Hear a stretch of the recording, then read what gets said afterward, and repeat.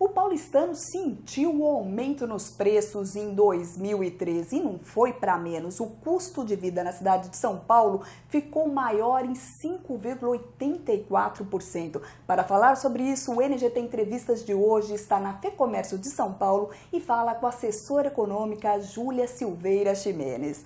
Júlia, um prazer poder aqui conversar com você na FEComércio de São Paulo. O prazer é todo meu.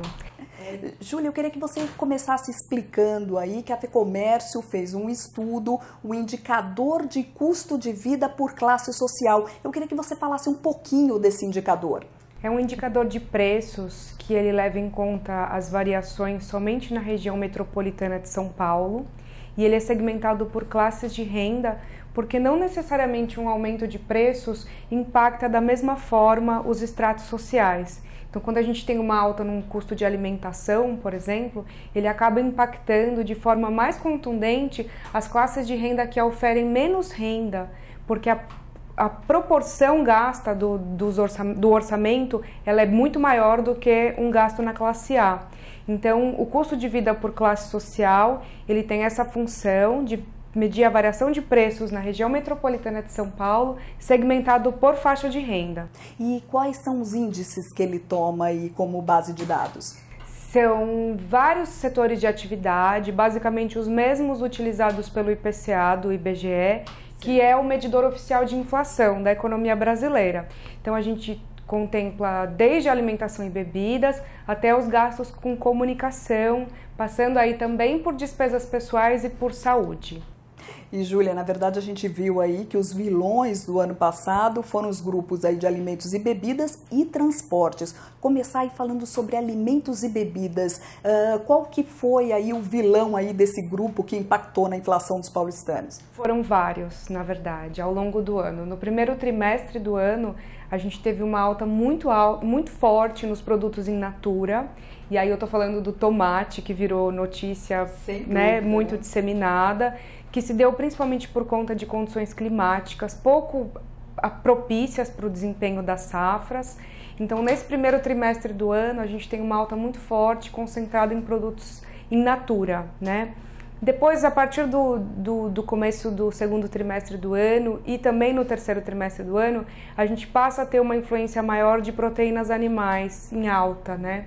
Então, aí desde carnes de aves, carnes bovinas, carnes suínas, com preço um pouco mais elevado por conta de condição de safra também. É uma época de frio, então a oferta diminui e os preços costumam subir. E também dos produtos lácteos, né?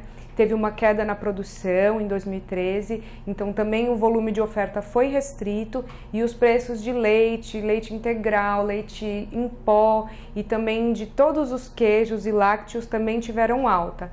E no último trimestre do ano a gente passou a ter com um pouquinho mais de força uma alta que na verdade existiu ao longo de todo o ano, mas que se deu de forma mais contundente no último trimestre, que são dos derivados do trigo. Isso porque o Brasil não produz todo o trigo que ele consome, ele precisa importar essa matéria-prima e ele parou de importar da Argentina, que era um importante parceiro comercial, por conta de problemas de safra. Então esse volume oriundo da Argentina reduziu muito e a gente aqui começou a pagar um preço bem mais alto pelo trigo. E o café da manhã, na verdade, ficou mais caro, né? Porque o cafezinho ano passado teve um aumento aí de quase 12%, né? Exatamente, não só o café, mas também os derivados lácteos, todos os leites, os queijos e também o pãozinho, o pão francês. E Júlia, almoçar fora de casa, o paulistano que tem que almoçar todos os dias fora de casa também impactou aí no custo de vida, né? Porque teve um aumento aí de quase 11%. Exato, exato. No acumulado do ano ele atinge mesmo praticamente 11%.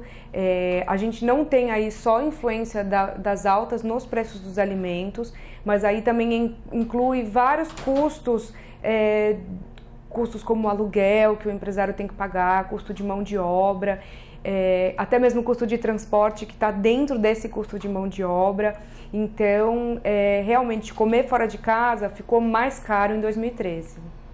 E Júlia, agora falando aí de um outro grupo aí, vilão aí de 2003, que foram aí os transportes. E na verdade aí poderiam aí, os transportes poderia ser aí até o maior vilão caso aí os aumentos nos preços das tarifas não tivessem sido revogados aí por várias cidades devido às manifestações de junho, né? O que aconteceu com o transporte? Apesar de não ter o aumento, continuou sendo aí o vilão. Pois é, ainda assim ele continuou sendo bastante danoso para o orçamento das famílias. A gente tem uma segmentação por produtos e quando a gente vai olhar os produtos, a gente vê que tem alta de combustível. O combustível foi reajustado 2 vezes esse ano, então isso vai impactar diretamente no custo. Tem também um aumento por conta da recomposição do IPI nos veículos novos.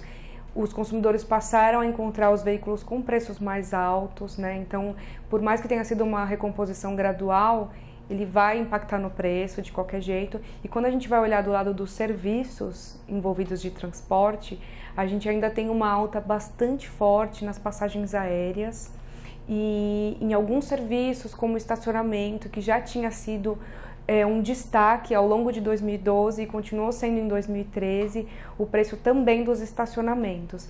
Então, o transporte foi um grupo que recebeu pressão, não só pelo lado dos produtos, mas também pelo lado dos serviços, assim como a alimentação.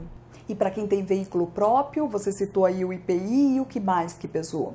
Além do veículo próprio, a gente tem também o aumento dos combustíveis, que impactam diretamente, dos estacionamentos, que é um custo que está embutido ali, e teve um aumento significativo também nas multas.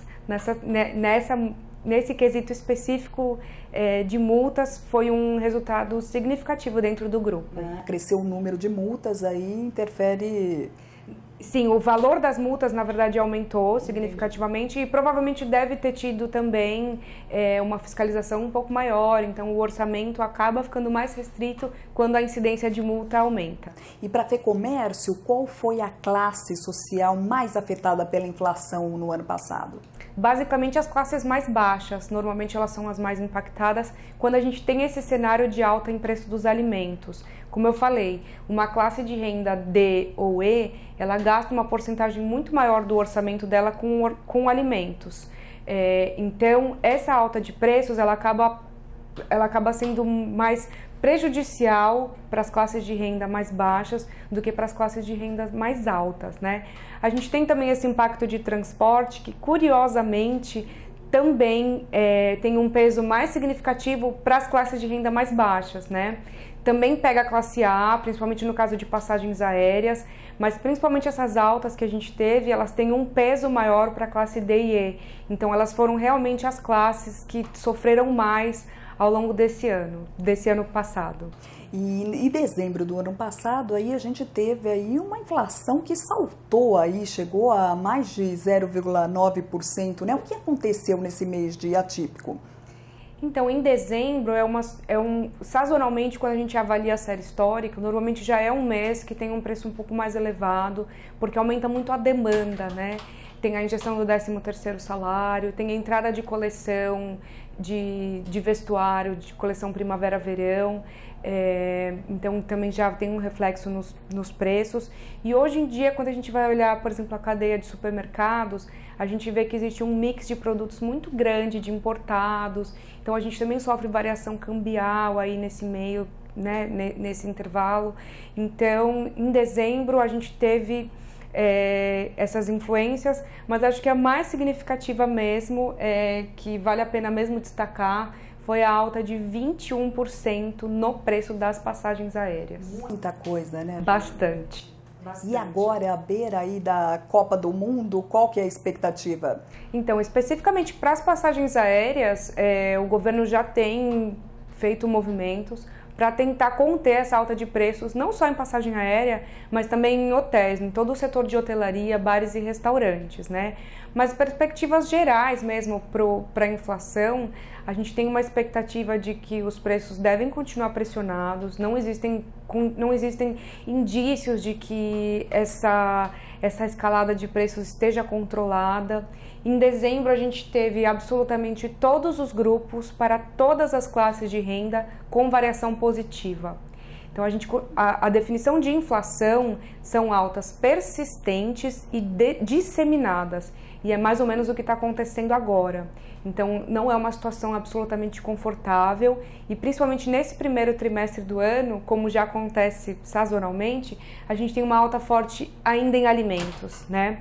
Tem um reajuste de cigarro para acontecer, que deve mexer com despesas pessoais, mas também nesse primeiro trimestre do ano tem um impacto de educação, que também vai mexer com esses indicadores de preços. Então a expectativa aí da FEComércio agora para 2014, pelo menos dos primeiros meses, não é boa, é de alta na inflação. Ainda alta nos preços, infelizmente.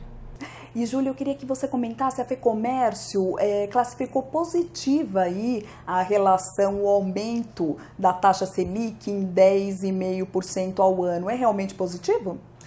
Ele tem algum efeito sobre a atividade econômica, mas essa decisão ela é tomada com base num cenário que ele avalia especificamente, na verdade, principalmente a inflação, a evolução dos preços. E como eu falei, a gente está num cenário que não é muito confortável, é provável que haja algum aumento ainda em combustíveis esse ano, além de todos os outros que eu citei. Então foi uma decisão prudente, na verdade. O Banco Central utiliza as metas de inflação, utiliza a taxa de juros para cumprir as metas de inflação. Então realmente foi um movimento necessário. Júlia, a gente vai fazer um pequeno intervalo, mas a gente volta. O NGT Entrevistas volta já já, fique ligado!